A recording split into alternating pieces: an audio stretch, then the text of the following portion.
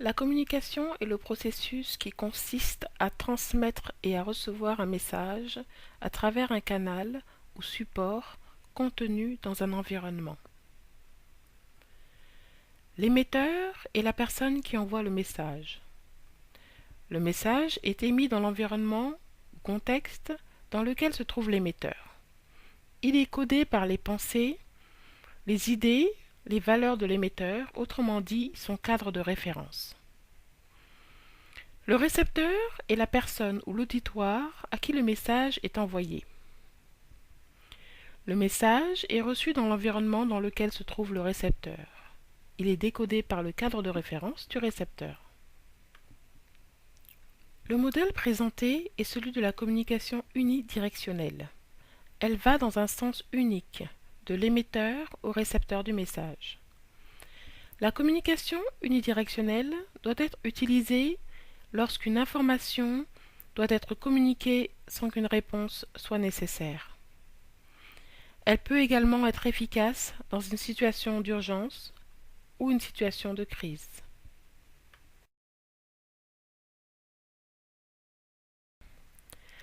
La communication est bidirectionnelle dès lors que le récepteur réagit de manière verbale ou non verbale au message et que l'émetteur perçoit et traite cette réponse.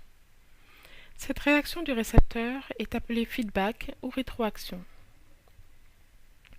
Le feedback positif est une réaction qui va amplifier ou faire durer un phénomène, dans la continuité de la manière dont il a débuté. Dans le cas de la communication par téléphone, le feedback positif va augmenter l'intensité du message en créant un effet boule de neige. Le feedback négatif, quant à lui, est une réaction qui va réduire ou inhiber un phénomène. Dans le cas de la communication par téléphone, le feedback négatif va agir comme une régulation. Il s'agit d'une réaction qui va équilibrer et stabiliser la communication. Le feedback négatif peut être un questionnement ou une reformulation.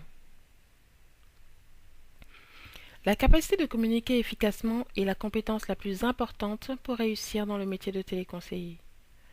La relation client utilise le modèle de la communication bidirectionnelle. Il est fondamental pour vous de comprendre quels impacts chacun des éléments de ce modèle peut avoir sur la communication par téléphone.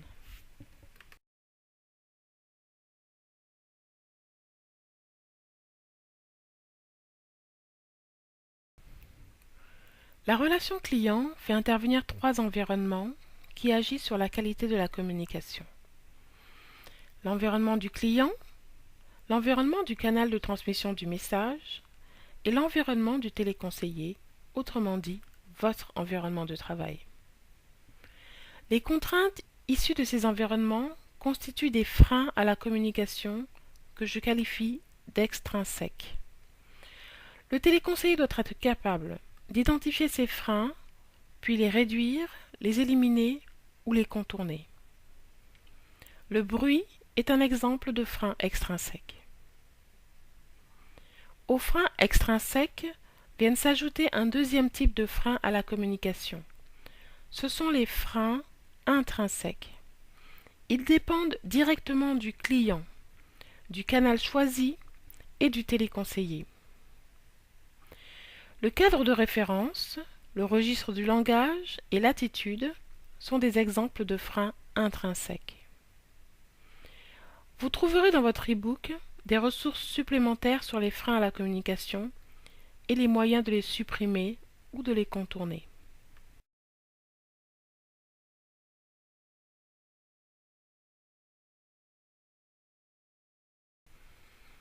La voix du téléconseiller peut constituer un véritable frein à la communication. Votre voix est un atout précieux dont vous disposez dans la pratique de votre métier, à condition que vous le maîtrisiez. Autrement dit, que vous parveniez à poser votre voix.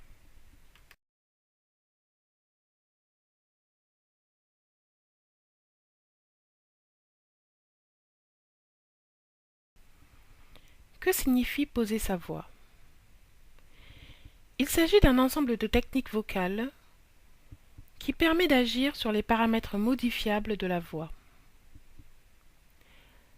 DIVA est un acronyme mnémotechnique qui vous permet de retenir quels sont ces paramètres de la voix sur lesquels vous pouvez agir. Le débit est la manière plus ou moins rapide de s'exprimer oralement. L'intonation est l'ensemble des variations de hauteur, aiguë à grave, et d'intensité, qui est le renforcement d'un son par différents mouvements articulatoires que prend la voix, et qui forment la courbe mélodique de la phrase. L'intonation contribue beaucoup au sens du message ou à la perception du message. Le volume est la force ou l'étendue de la voix. Il peut donc être plus ou moins fort. L'accentuation est l'augmentation de l'intensité ou l'élévation de la hauteur de la voix qui met en relief telle syllabe ou telle articulation d'un mot ou d'un groupe de mots. Le sourire s'entend dans la voix. En communication téléphonique, si vous adoptez un visage souriant, vous témoignez à votre interlocuteur de la sympathie, de l'affection, de l'intérêt, et il le ressent. Bien sûr, le sourire n'est pas toujours un signe extérieur, il peut simplement désigner le fait de porter un regard favorable et bienveillant sur ce que vous dit votre interlocuteur.